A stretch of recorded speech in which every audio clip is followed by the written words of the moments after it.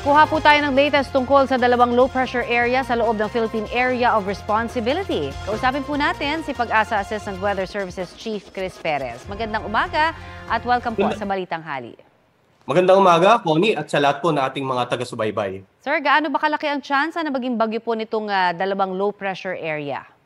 So, Connie, para sa kaalaman natin mga kababayan, dalawang low-pressure area ang sa kasalukuyan ay binabantayan natin. So, unahin natin yung nandito sa may bandang silangang or kanlurang bahagi ng Calapan City, Oriental Mindoro. Ito'y patungo na dito sa West Philippine Sea, no? At bagamat medium ang chance nito maging bagyo, ibig sabihin within 24 to 48 hours ay posibleng maging bagyo, inaasahan naman natin kikilos palayo ng landmass na ating bansa. Patuloy na kikilos pa kanluran patungo dito sa West Philippine Sea at posible patungo dito sa may bandang Vietnam area.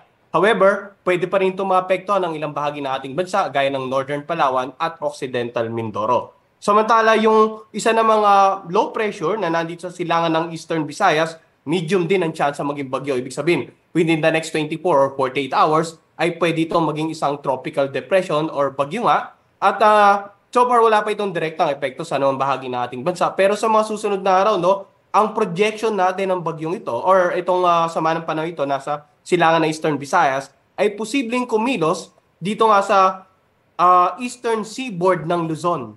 Kumbaga kikilos ito palapit ng silangang bahagi ng Luzon area. Wala pa tayong nakikitang landfall pero magbibigay tayo ng update from time to time, Connie, kapag nagkaroon ng pagbabago sa inaasahan nating pagkilos, lakas at mga lugar na maapektuhan nitong mas malapit na low pressure area dito sa ating bansa. So sa ngayon po, yung mga lugar, again, kung may mga maapektuhan man, pwede ho ba nating masabi na sa ngayon pa lamang?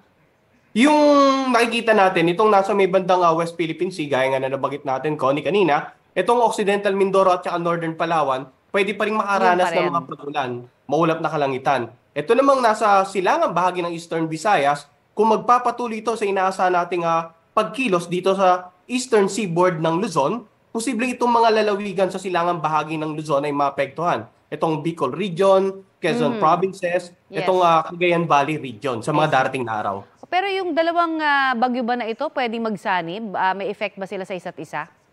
Sa ngayon, Connie, malayo ang mga bagyo ito sa isa't isa. At yung nakikita nga natin senaryo, itong nasa yung low pressure area sa West Philippine Sea patuloy na kikilos pa kanluran, palayo ng landmass ng ating bansa. Kaya maliit ang chance ang nakikita natin na magsanib puwersa itong dalawang low pressure area na ito. Alright, pero ngayon po, syempre, magsusona sa Lunes at ito pong weekend, may mga aalis din. Ano bang magiging lagay po ng ating panahon kaya?